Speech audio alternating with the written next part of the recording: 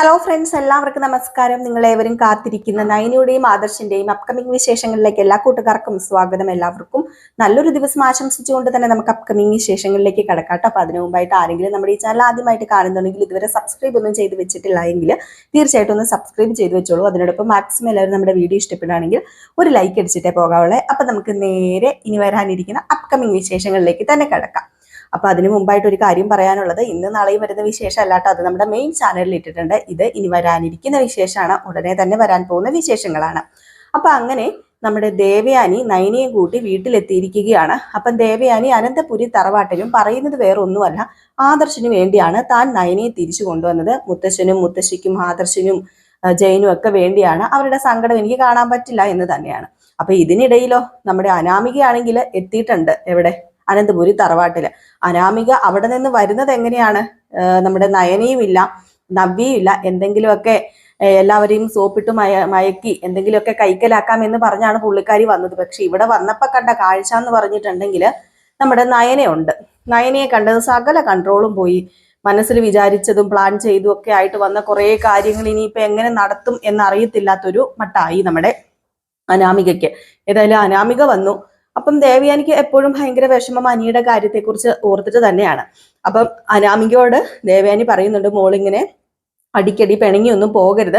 അങ്ങനെ പിണങ്ങി പോയി കഴിഞ്ഞിട്ടുണ്ടെങ്കിൽ നിനക്ക് പുരുഷന്മാരുടെ മനസ്സറിയാൻ മേലാഞ്ഞിട്ടാ. നമ്മൾ പുരുഷന്മാരെ സ്നേഹിക്കുന്നതിനനുസരിച്ച് അവർ നമ്മളെ ഇങ്ങോട്ട് തിരിച്ച് സ്നേഹിക്കും. പക്ഷെ നമ്മൾ അവഗണിച്ചു കഴിഞ്ഞാൽ അവര് അതിലേറെ നമ്മളെ അവഗണിക്കും. അതങ്ങനെയാണ് പുരുഷന്മാരുടെ ഒരു ശാസ്ത്രം, അങ്ങനെയാണ്. അതുകൊണ്ട് മോളൊരു കാര്യം ചെയ്യണം. മോള് എങ്ങനെയെങ്കിലും അനിയെ സ്നേഹിക്കണം, സ്നേഹിച്ച് വശത്താക്കുക ചെയ്യേണ്ടത്. കണ്ടില്ലേ അവള്, എൻ്റെ മരുമകള് നയന കണ്ടില്ലേ, ആദർശമായിട്ട് എന്തടിയായിരുന്നു. പക്ഷെ ഇപ്പൊ രണ്ടുപേരും കൂടെ ഒരു പായില്ലാതെ കിടക്കത്തില്ലാത്ത മട്ടാണ്. ഒരിക്കലും ഒരു ദിവസം പോലും ആദർശിന് അവളെ കാണാതിരിക്കാൻ പറ്റില്ല. അതുകൊണ്ട് തന്നെയാണ് അവളെ ഞാൻ തിരിച്ചിങ്ങോട്ടേക്ക് കൊണ്ടുവന്നതും മോക്കറിയാലോ എന്ന് പറഞ്ഞപ്പോ എങ്കിലും വല്യമ്മ ഇത് വലിയ കഷ്ടമായിപ്പോയി. സത്യമായിട്ട് വല്യമ്മയോട് എനിക്ക് പറയാനുള്ളത്, ഞാൻ ഒരുപാട് ആഗ്രഹിച്ച ഇങ്ങോട്ടേക്ക് വന്നത്. അവൾ ഇവിടെ കാണില്ല, അവളുടെ ചേച്ചി അങ്ങോട്ട് പോയില്ലേ, 2 ദിവസമെങ്കിൽ 2 ദിവസം ഇവിടെ സമാധാനമായിട്ട് നിൽക്കാമല്ലോ എന്നൊക്കെ ഓർത്തു. പക്ഷെ വല്യമ്മ എന്ത് കൊല ചതിയാ വല്യമ്മ ചെയ്തതെന്ന് പറഞ്ഞപ്പം, മോളെ ഇത് ചതിയൊന്നും അല്ല. മോക്കറിയാമോ, വിഷു വരാൻ പോവല്ലേ. എന്തൊക്കെ പറഞ്ഞാലും ഈ മൂർത്തീസ് ജ്വല്ലറി ആരുടെയാ? നമ്മുടെയല്ലേ. അപ്പൊ പിന്നെ നമുക്ക് ലാഭം ഉണ്ടാക്കി തരുന്നതിനെ നമ്മൾ കളയേണ്ട കാര്യമുണ്ടോ? നയന ഉള്ളപ്പോ തന്നെ അറിയാലോ, കോടിക്കണക്കിന് രൂപയാ ലാഭം ഉണ്ടാകുന്നത്. ഇനിയിപ്പം ഒരു കോമ്പറ്റീഷൻ തന്നെ നടക്കാൻ പോവുകയാണ്.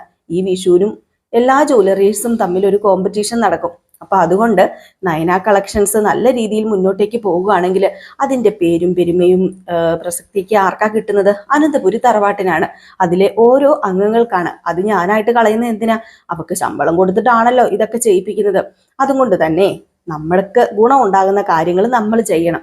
അതിപ്പം അഡ്ജസ്റ്റ് ചെയ്യാൻ പറ്റില്ല എങ്കിലും നമുക്ക് ഗുണം ഉണ്ടാകുമെങ്കിൽ അത് അഡ്ജസ്റ്റ് ചെയ്തേ പറ്റൂ. അതുകൊണ്ട് മാത്രമാണ്. പിന്നെ പതിയെ പതിയെ പതിയെ നമുക്ക് എന്തെങ്കിലുമൊക്കെ പറഞ്ഞ് അവളെ മാറ്റാൻ ശ്രമിക്കാം. ഏതായാലും ഒരു നല്ല ഡിസൈനർ വരുന്നവരെ അവളെ ഇങ്ങനെ നമുക്ക് പിടിച്ചു നിർത്തിയേ പറ്റൂ. എൻ്റെ മോന്റെ കാര്യമല്ലേ. എൻ്റെ മോനും അവളും തമ്മിൽ അകന്നു കഴിഞ്ഞാൽ പിന്നെ പ്രശ്നമില്ല. അവർ രണ്ടുപേരും എങ്ങനെയും അകറ്റി കഴിഞ്ഞിട്ടുണ്ടെങ്കിൽ പ്രശ്നമില്ലെന്ന് പറഞ്ഞപ്പോഴത്തേക്കും വല്യമ്മയോട് അനാമിക പറഞ്ഞു, ഏതായാലും എല്ലാവർക്കും വല്ലാത്ത ഷോക്കായി പോയി വല്യമ്മേ.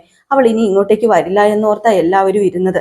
അവളുടെ അച്ഛനും അമ്മയും അത്രയ്ക്കും കർശനം വെച്ച് പറഞ്ഞതല്ലേ, വല്യമ്മ സ്നേഹിച്ചാലേ അവളെ ഇങ്ങോട്ടേക്ക് വിടുവുള്ളെന്ന്. അവരുടെ മുമ്പിൽ ചെറിയ നാടകം കളിച്ചാൽ മതിയല്ലോ. ഇനിയിപ്പൊ കനകദുർഗയും ഗോവിന്ദനും അതുപോലെ നന്ദുവും ഒക്കെ വന്നു കഴിയുമ്പോഴത്തേക്കും അവരുടെ മുമ്പിൽ കുറച്ച് നാടകം കളിക്കാം, അവളെ സ്നേഹിക്കുന്ന പോലെ അഭിനയിക്കാം. അതിനിപ്പോ എന്താ പ്രശ്നം ഇരിക്കുന്നത്? നമുക്ക് നേടിയെടുക്കാൻ വേണ്ടി നമ്മൾ ഏതറ്റം വരെ പോകാനും നമ്മൾ തയ്യാറാകണം. അതാ ഞാൻ പറയുന്നത്. മോളും ഇതുപോലെ ഒന്ന് അഭിനയിച്ചു നോക്കിയേ, അനിയെ ഒന്ന് സ്നേഹിച്ചു നോക്കിയേ. പിന്നെ അനിയെ സ്നേഹിച്ച് അഭിനയിക്കാനൊന്നും ഞാൻ പറയുന്നില്ല.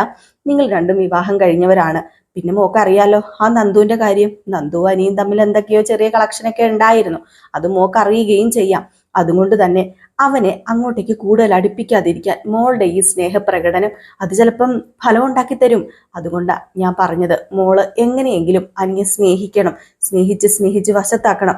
നീ വരയ്ക്കുന്ന വരയിൽ അനി നിന്ന് കഴിഞ്ഞാൽ പിന്നെ അനാമിക മോളെ വേറൊന്നും പേടിക്കാനില്ല നിനക്ക്.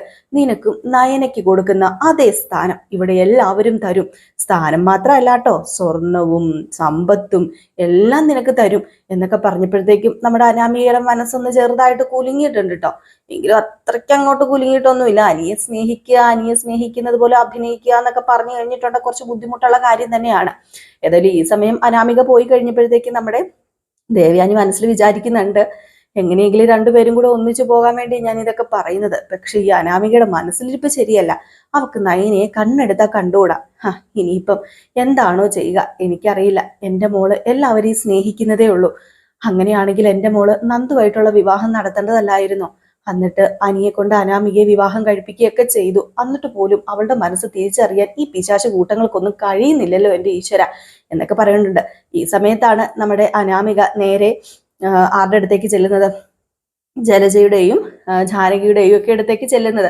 അപ്പം അമ്മായി അല്ല സോറി വല്യമ്മ എന്താ പറഞ്ഞത് എന്നിങ്ങനെ ജാനകി ചോദിക്കുകയാണ്. എന്താ വല്യമ്മ നിന്നോട് പറഞ്ഞത് എന്ന് ചോദിച്ചപ്പോഴത്തേക്കും അത് പിന്നെ വേറൊന്നും അല്ല, എന്നോട് പറഞ്ഞത് അവളെ കൊണ്ടുവന്നത് മൂർത്തീസ് ജ്വല്ലറിക്ക് ലാഭം ഉണ്ടാക്കാൻ വേണ്ടി തന്നെയാന്നേ. മൂർത്തീസ് ജ്വല്ലറി ഇനിയിപ്പം വിഷു വരാൻ പോകുന്നത് കൊണ്ട് തന്നെ നല്ല രീതിയിൽ ഒരു കോമ്പറ്റീഷൻ കാണുമല്ലോ ജ്വല്ലറീസുകൾ തമ്മിൽ. അതുകൊണ്ട് മൂർത്തീസ് ജ്വല്ലറിക്ക് നല്ല ലാഭം ഉണ്ടാകാൻ വേണ്ടിയാ ഇങ്ങോട്ടേക്ക് കൊണ്ടുവന്നത് അവളെ. അല്ലാതെ ഒരിക്കലും അവളെ സ്നേഹിച്ചോ അംഗീകരിച്ചോ ഒന്നും അല്ല. പിന്നെ കുറച്ച് കള്ളത്തരമൊക്കെ അവളുടെ അമ്മയോടും അച്ഛനോടും ഒക്കെ പറയേണ്ടി വന്നു. പിന്നെ വല്യമ്മ പറയുന്നതിലും കാര്യമുണ്ടല്ലോ. അത് തന്നെയാ എൻ്റെ അച്ഛനും പറഞ്ഞത്. മൂർത്തീസ് ജ്വല്ലറിക്ക് ലാഭം ഉണ്ടായാൽ അത് ആർക്കാ നല്ലത്? ആദർശേട്ടന്. ആദർശേട്ടൻ ആരുടെ മോനാ? അത് വല്യമ്മയുടെ മോന്. അപ്പൊ പിന്നെ കാലും കൈയും പിടിച്ചാലും വല്യമ്മയുടെ മകൻ നല്ല രീതിയിൽ നിൽക്കുന്നതല്ലേ വല്യമ്മയ്ക്ക് കാണേണ്ടത്. അപ്പൊ അതുകൊണ്ട് തന്നെ ആയിരിക്കാം വല്യമ്മ നയനെയും ഇങ്ങോട്ടേക്ക് കൊണ്ടുവന്നത്. അവളുടെ ഡിസൈനൊക്കെ ആണെങ്കിൽ അന്യായം ഡിമാൻഡും അല്ലേ. അപ്പൊ അത് 100% ഉറപ്പ് തന്നെയാ. അല്ലാതെ വല്യമ്മയുടെ മനസ്സൊന്നും മാറിയിട്ടില്ല. അവളെ കാണുമ്പോഴും ഇപ്പൊ തുറപ്പിച്ചാ നോക്കുന്നത്. അവളെ കണ്ണെടുത്താ കണ്ടുകൊടുന്ന് എന്നോട് പറയുകയൊക്കെ ചെയ്തു. പിന്നെ ഇതൊക്കെ ഇങ്ങനെ അങ്ങ് പോട്ടെ. പതിയെ പതിയെ ആദർശം നയനെയും അകലും. അങ്ങനെ അകലുന്ന സമയത്ത് ഏതെങ്കിലും നല്ല ഡിസൈനറൊക്കെ വരും. ആ സമയത്ത് അവളെ ഇവിടുന്ന് പുറത്താക്കാന്നൊക്കെ വല്യമ്മ പറയുന്നുണ്ട്.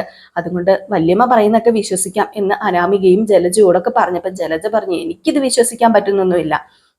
ഒരു കുറച്ച് പൈസ ഉണ്ടാക്കാൻ വേണ്ടി ഇങ്ങനെയൊക്കെ എടുത്ത് ചെയ്യുമോ? എനിക്കങ്ങ് വിശ്വസിക്കാൻ പറ്റത്തില്ല എന്ന് പറഞ്ഞപ്പോഴത്തേക്കും ഏതായാലും ഞാൻ വിശ്വസിച്ചു. വല്യമ്മേനെ വിശ്വസിക്കാതെ പിന്നെ വേറെ ആരെ വിശ്വസിക്കാന്?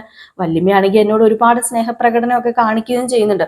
അതുമല്ല ഒന്ന് ഓർത്തു നോക്കി, അവളോട് സ്നേഹം ഉണ്ടെങ്കിൽ അവളുണ്ടാക്കിയ ആഹാരമൊക്കെ കഴിക്കേണ്ടതല്ലേ? അവളെ അടുക്കളയിൽ പോലും കയറ്റുന്നില്ല. അപ്പൊ പിന്നെ അവളോട് സ്നേഹമില്ലല്ലോ. അവളുണ്ടാക്കുന്ന ആഹാരം കഴിക്കാൻ വല്യമ്മയ്ക്ക് പേടിയായിട്ടല്ലേ? ഒരു കണക്കിന് നോക്കി അതും ശരിയായെന്ന് നമ്മുടെ ജലജ പറയുന്നുണ്ട് കേട്ടോ. അപ്പൊ ഈ സീനൊക്കെ കഴിഞ്ഞ് പിന്നെ കാണിക്കുന്നതെന്ന് പറഞ്ഞിട്ടുണ്ട് നമ്മുടെ അഭിനെയാണ്. അപ്പൊ അഭിയാണെങ്കിൽ മൂട്ടിൽ ഉറുമ്പ് കടിച്ച പോലത്തെ ഉള്ള ഒരു അവസ്ഥയാണ്. ആ പെൺകുട്ടിയാണെങ്കിൽ അതായത് അവിഹിതത്തിലുള്ളൊരു കുഞ്ഞുണ്ടല്ലോ. അപ്പം ആ കുഞ്ഞിന്റെ അമ്മയും ആണെങ്കിൽ നമ്മുടെ അഭിനെ വെറുതെ വിടുന്നില്ല. അഭിനെ വീണ്ടും ഇങ്ങനെ ടോർച്ചർ ചെയ്യുകയാണ് പുറകെ നടന്ന്. എങ്ങനെയെങ്കിലും എത്രയും പെട്ടെന്ന് എൻ്റെ കുഞ്ഞിനെ ഏറ്റെടുക്കണം, ഇല്ലെങ്കിൽ ഉറപ്പായിട്ട് ഞാൻ അനന്തപുരി തറവാട്ടിൽ വരും എന്നിങ്ങനെ പറഞ്ഞ് ഇങ്ങനെ ടോർച്ചർ ചെയ്തുകൊണ്ടേ ഇരിക്കുകയാണ്. ആ ടോർച്ചർ കാരണം നമ്മുടെ അഭിക്ക് നേരെ വേണം ഓഫീസിൽ പോയി ജോലി എടുക്കാൻ പറ്റുന്നില്ല. അപ്പോൾ ഓഫീസിൽ ചെന്നിരിക്കുമ്പോഴും ഏതോ മായാ ലോകത്താണ്. അങ്ങനെ ഓഫീസിൽ വെച്ച് ആദർശ് കുറെ വഴക്ക് പറയുന്നുണ്ട്. അഭി നിനക്ക് എന്താ അഭി പറ്റിയത്? നീ എന്തിനാ ഇങ്ങനെ ഓരോന്ന് ചിന്തിച്ച് പറക്കി നടക്കുന്നത്? എന്താ നിനക്ക് പറ്റിയത്? പിന്നെ നീ ഇപ്പം നവ്യെ സ്നേഹിക്കുന്നുണ്ടെന്നൊക്കെ എന്നോട് നയന പറയുന്നുണ്ട്. നീ അങ്ങോട്ടേക്ക് പോവുകയും അവളെ വിളിച്ചുകൊണ്ട് പുറത്ത് പോവുകയൊക്കെ ചെയ്യുന്നുണ്ടെന്ന് പറയുന്നുണ്ട്. അതിന്റെ പിന്നിൽ എന്തെങ്കിലും ക്രൂരതയുണ്ടോ? ഇനിയിപ്പോ അവളെയോ അവളുടെ കുഞ്ഞിനെയും കൊല്ലാൻ വല്ലതും പ്ലാൻ ഉണ്ടോ? വല്ല കൊട്ടേഷനോ മണ്ണാങ്കട്ടയോ നീ കൊടുത്തിട്ടുണ്ടോ എന്നിങ്ങനെ ആദർശ് ചോദിച്ചപ്പോഴത്തേക്കും എന്താ ആദർശേട്ട ഇങ്ങനെയൊക്കെ പറയുന്നത്? അവളുടെ വയറ്റിൽ വളരുന്നത് എൻ്റെ രക്തമല്ലേ, എൻ്റെ കുഞ്ഞല്ലേ, എനിക്ക് അങ്ങനെ ചെയ്യാൻ പറ്റുമോ? നീ അത് പറഞ്ഞ് നീ കൂടുതൽ ആളൊന്നും കളിക്കണ്ട. എനിക്കറിയാം, നിന്നെ എനിക്ക് നന്നായിട്ട് അറിയാം. അതുകൊണ്ട് തന്നെ നിന്റെ ഈ സ്നേഹപ്രകടനമൊക്കെ വെറും അഭിനയമാണെന്നാ എനിക്ക് തോന്നുന്നത്. അല്ലാതെ ചേട്ടാ ഒരിക്കലും അഭിനയമല്ല. പിന്നെ ഞാനിപ്പോൾ പെട്ടു നിൽക്കുന്ന ഒരു സാഹചര്യമാണ്. അതുകൊണ്ടാ. എന്ത് പെടല്? എന്താ പറ്റിയത് നിനക്ക്? നീ എന്തു പെട്ടെന്നായി പറയുന്നത്? അത് പിന്നെ ഒരുപാട് കാര്യങ്ങളുണ്ട്. അതൊന്നും ഇപ്പൊ ആദർശേട്ടനോട് പറയാൻ പറ്റത്തില്ലാത്ത സാഹചര്യമാണ്. എന്താണെങ്കിലും വല്ല പുലിവാലി കേസാണെങ്കിൽ അറിയാലോ, മുത്തച്ഛന്റെ കയ്യിൽ നിന്ന് നിനക്ക് നല്ലത് കിട്ടും. പണ്ടത്തെ പോലെ നിനക്ക് ഞാൻ കൂട്ടു നിൽക്കുകയോ നിന്റെ കൂടെ കൂട്ടുവരാൻ നിൽക്കുകയോ ഒന്നും ചെയ്യത്തില്ല എന്നൊക്കെ ഇങ്ങനെ പറയാണ്. ഏതായാലും നമ്മുടെ അഭി വല്ലാത്തൊരവസ്ഥയിലാട്ടോ ഉള്ളത്. അപ്പൊ അഭിക്ക് ആ ഒരു കുഞ്ഞുണ്ടെന്ന് അറിഞ്ഞിട്ടുണ്ടെങ്കിൽ നവ്യക്ക് വല്ലാത്തൊരു ഡിപ്രഷൻ ആയി പോവും. ഒന്ന് ഓർത്ത് നോക്കി, പ്രഗ്നന്റ് ആയിട്ടിരിക്കുന്ന ഒരു സ്ത്രീ, അതിലൂടെ അഭിക്കൊരു കുഞ്ഞുണ്ടെന്ന് പറഞ്ഞിട്ടുണ്ടെങ്കിൽ അവിടെ എന്താ സംഭവിക്കുക? ഏതായാലും ഇതെല്ലാം കറങ്ങി തിരിഞ്ഞ് ഈ കുഞ്ഞിനെ ഏറ്റെടുക്കുകയും വേണം. കാരണം അഭിയുടെ കുഞ്ഞാണല്ലോ. അനന്തപുരി തറവാട്ടിലല്ലാതെ ആ കുഞ്ഞ് വേറെ എവിടെയാണ് വളരേണ്ടത്? ഇതൊക്കെ നമ്മുടെ ആദർശ് അറിയുന്നുണ്ട്. ഏതായാലും ആദർശും അനിയും ഒക്കെ അറിഞ്ഞിട്ട് ചെറിയൊരു കളിയൊക്കെ കളിക്കുന്നുണ്ട്. ഇതിനിടയിൽ അഭിയെ രക്ഷിക്കാൻ വേണ്ടി തന്നെയാണ് ആ കളിയൊക്കെ കളിക്കുന്നത്. അഭിയെ അല്ല, നവ്യയെ രക്ഷിക്കാൻ വേണ്ടിയാണ് ആ കളിയൊക്കെ കളിക്കുന്നത്. അപ്പം ആ കളി എന്താണെന്നൊക്കെ പതിയെ ഞാൻ നിങ്ങളോട് പറയാട്ടോ. ഏതായാലും അഭിയുടെ കുഞ്ഞായിട്ടല്ല അനന്തപുരി തറവാട്ടിലേക്ക് ആ കുഞ്ഞ് വരാൻ പോകുന്നത്. അഭിയുടെ കുഞ്ഞായിട്ട് ആ കുഞ്ഞ് വരത്തുമില്ല. ആദർശിന്റെയോ അനിയുടെയോ കുഞ്ഞായിട്ടാണ് വരുന്നത്. അപ്പം അതിനെക്കുറിച്ചുള്ള കൂടുതൽ ഡീറ്റെയിൽസ് അപ്ഡേറ്റ് ഒക്കെ ഞാൻ പുറകെ നിങ്ങളെ അറിയിക്കാട്ടോ. അപ്പൊ ഇന്നത്തെ ഈ ഒരു കഥ പറച്ചിൽ ഞാൻ ഇവിടെ നിർത്തുകയാണ്. കാരണം ഒത്തിരി നീട്ടിക്കൊണ്ട് പോകുന്നില്ല. കുറെ പേര് ഇങ്ങനെ പറയുന്നുണ്ട് നമ്മൾ ഈ 18 മിനിറ്റും 15 മിനിറ്റ് ഒക്കെ ഇടുന്നത് അവർക്ക് കുറെ ലെങ്ത് ആവുന്നുണ്ട്. അതിനിപ്പം നമ്മൾ ഈ മിനിറ്റ് കൂടുന്നതിനനുസരിച്ച് ഇതിനിടയിലുള്ള പരസ്യങ്ങളും ഇങ്ങനെ കൂടി വരും. അപ്പൊ നിങ്ങൾക്കത് ബുദ്ധിമുട്ടാകും. കാണുന്നവർക്ക് പരസ്യം കാണുമ്പോൾ തന്നെ ഞാൻ തന്നെ ഒരു വീഡിയോ എടുത്തിട്ട് ഒരു പരസ്യം ഉണ്ടെങ്കിൽ ചിലപ്പം ദേഷ്യം വന്നിട്ട് ഞാൻ വെച്ചിട്ട് പോകും. നമ്മൾ സ്വാഭാവികമായിട്ടും അങ്ങനെയാണല്ലോ. അപ്പൊ അതുകൊണ്ട് തന്നെ ഞാനിങ്ങനെ ഒത്തിരി വലിച്ചു നീട്ടിക്കഴിഞ്ഞാൽ ചിലപ്പോൾ നിങ്ങൾക്ക് ദേഷ്യം വരും, നിങ്ങളും സ്കിപ്പ് അടിച്ചിട്ട് അങ്ങ് പോകും. അപ്പൊ അതുകൊണ്ട് തന്നെ ഞാൻ ഈ അപ്കമിങ് വിശേഷങ്ങൾ പറയുമ്പോൾ പരമാവധി ഒരു 12 മിനിറ്റിൽ കൂടുതൽ പറയാറില്ല കേട്ടോ ഇപ്പം. അപ്പൊ അതുകൊണ്ടാണ് നമ്മൾ പറയാത്തത്. അപ്പം ഇനിയിപ്പോൾ വരാൻ പോകുന്ന വിശേഷം എന്ന് പറഞ്ഞാൽ ഇനിയിപ്പോൾ നാളെ സൺഡേ ആണ്. നാളെ വിശേഷം കാണത്തില്ല. നാളെ നമ്മുടെ ഓശാന ഞായറൊക്കെ ആണല്ലേ. അപ്പൊ പള്ളിയിലൊക്കെ ഒന്ന് പോകണം. അപ്പൊ അതുകൊണ്ട് നാളെ വിശേഷം അപ്കമിങ് വിശേഷം കാണത്തില്ല. ഫുൾ വിശേഷം രാവിലെ എണീറ്റ് ഞാൻ മെയിൻ ചാനലിൽ ഇടുന്നതായിരിക്കും കേട്ടോ. അപ്കമിങ് വിശേഷം കാണത്തില്ലേ. അപ്പൊ എല്ലാവർക്കും വീണ്ടും നല്ലൊരു ദിവസമൊക്കെ ആശംസിക്കുകയാണ്. കൂടെ അഡ്വാൻസ് വിഷു ആശംസകൾ നേരുന്നു. ഇനിയിപ്പം നാളെ കഴിഞ്ഞ് വിഷു ഒക്കെയാണ്. ഇനിയിപ്പം വിശേഷ ദിവസങ്ങളിലാണല്ലോ അങ്ങോട്ട്. എല്ലാവർക്കും നല്ല വിശേഷ ദിവസങ്ങളൊക്കെ ആകട്ടെ എന്ന് ആശംസിച്ചുകൊണ്ട് നിർത്തുന്നു. Tata, bye bye.